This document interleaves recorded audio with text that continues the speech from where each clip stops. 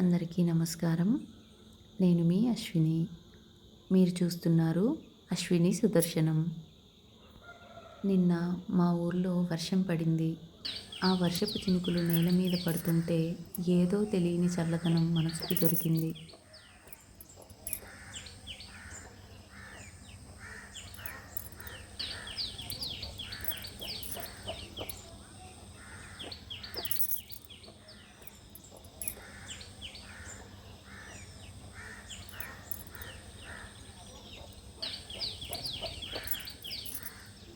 ఆ వర్షపు చినుకులు పడి పువ్వులు మరింత అందంగా కనిపించాయి. మామూలుగా కూడా అందంగా ఉండే పువ్వులు వర్షం తాకగానే ఏమో కొత్తగా వికసించినట్టు అనిపించాయి. ఇలాంటి క్షణాలు మన జీవితంలో చాలా అరుదుగా వస్తాయి.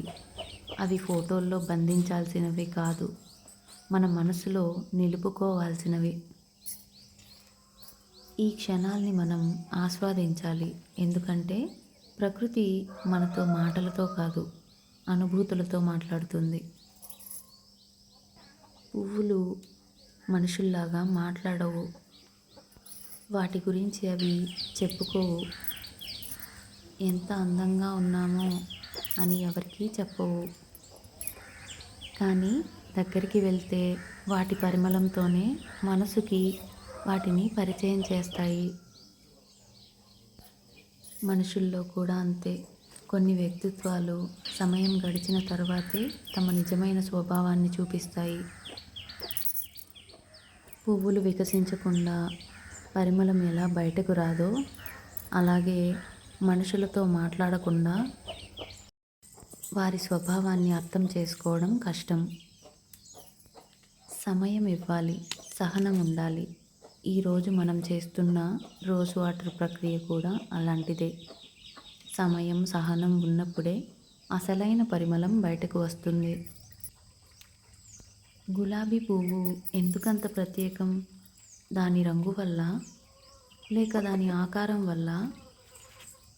కాదు, దాని పరిమళం వల్ల. అందుకే పూజలో పువ్వులు, ధ్యానంలో సువాసనలు, ఆరాధనలో పరిమళం. మనిషి కూడా అంతే. రంగు, రూపు కంటే కూడా మన ప్రవర్తనే పరిమళాన్ని వెదజల్లుతుంది. మీరు ఎప్పుడైనా సువాసన వైద్యం గురించి విన్నారా? అదేనండి అరోమా థెరపీ.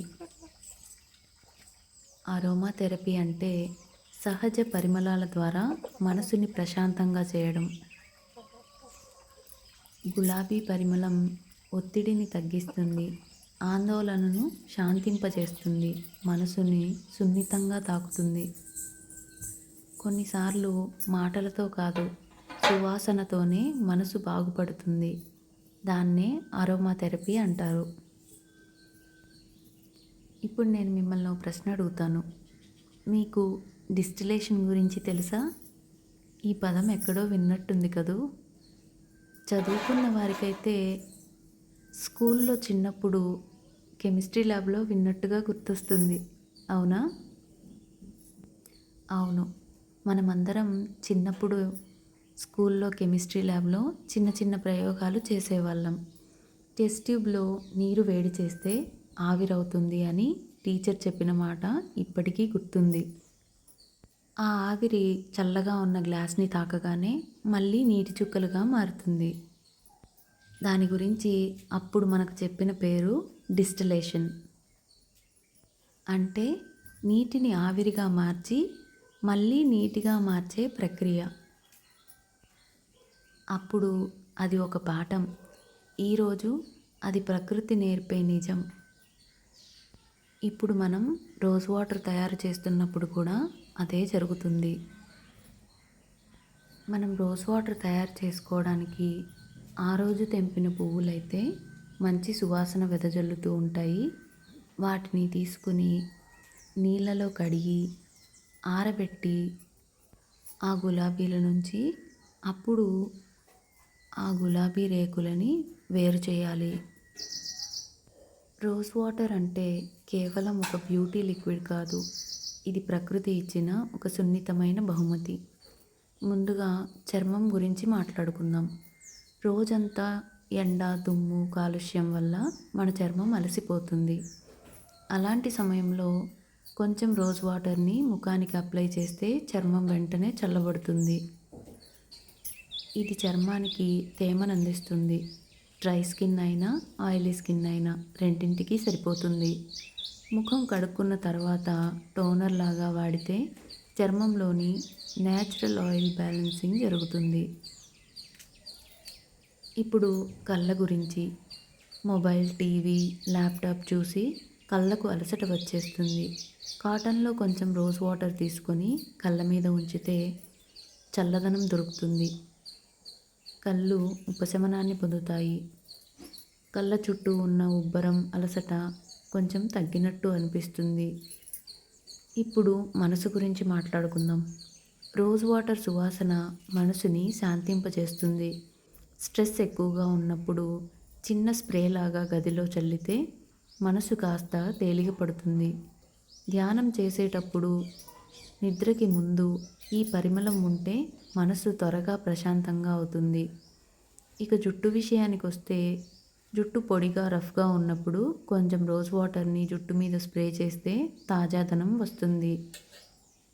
జుట్టు స్కాల్ప్‌కి కూడా ఇది చల్లదనాన్ని ఇస్తుంది. పూజ చేసే సమయంలో రోజ్ వాటర్‌ని గదిలో చల్లితే పరిమళం అల్లుకుంటుంది. ఇంటి వాతావరణం శుభ్రంగా, ప్రశాంతంగా అనిపిస్తుంది. ఇప్పుడు నేను మన ఇంట్లోనే రోజ్ వాటర్‌ని ఎలా తయారు చేసుకోవాలో చెప్తాను. ముందుగా ఒక వెడల్పాటి పాత్రలో 2 గ్లాసుల నీళ్లు పోసుకోవాలి.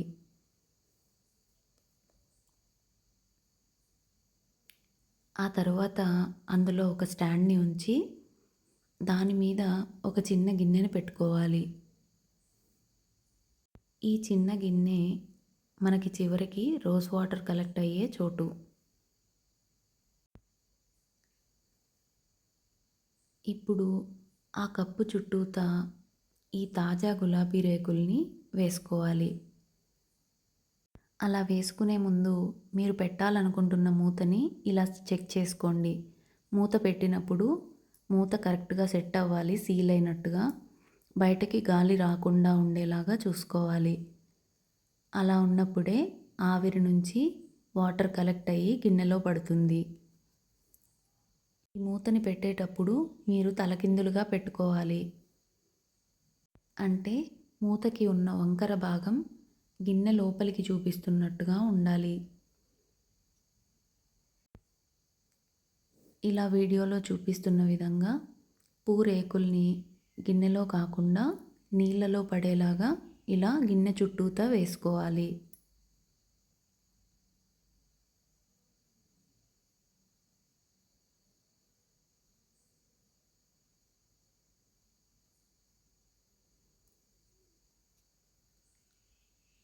మీరేంటి అలా గిన్నెలో వేశారు అని తొందరపడకండి.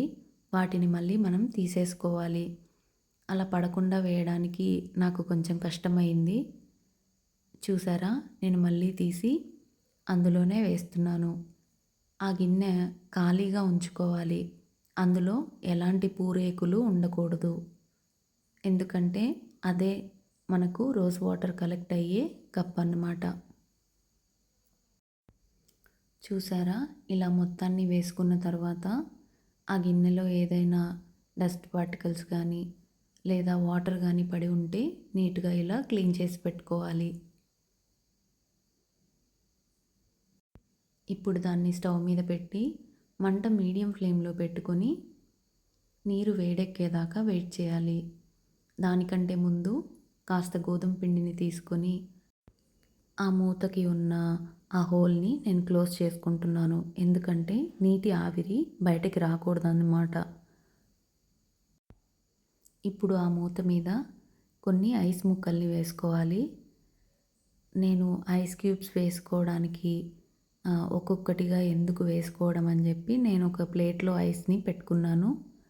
ఇలా ఒక పెద్ద ఐస్ ముక్కని పెట్టుకోవాలి. మీకెంత వీలైతే అంత ఐస్ వేసుకోవచ్చు. ఐస్ వేసుకోవడంలోనే ఈ ప్రక్రియ మొత్తం ఉంది.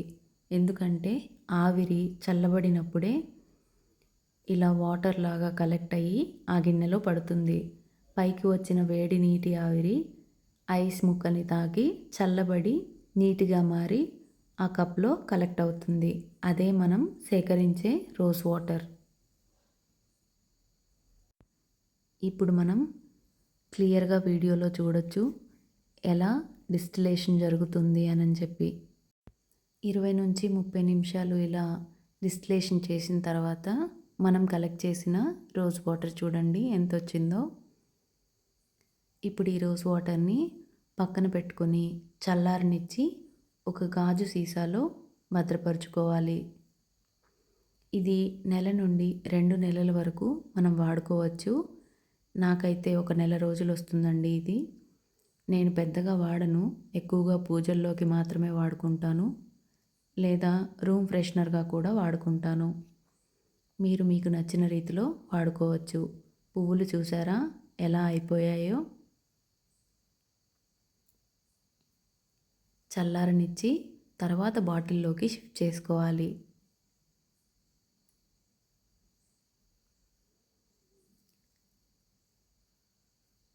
దీన్ని ఫ్రిడ్జ్లో పెట్టుకొని యూస్ చేసుకోండి. 2 నెలల వరకు వాడుకోవచ్చు.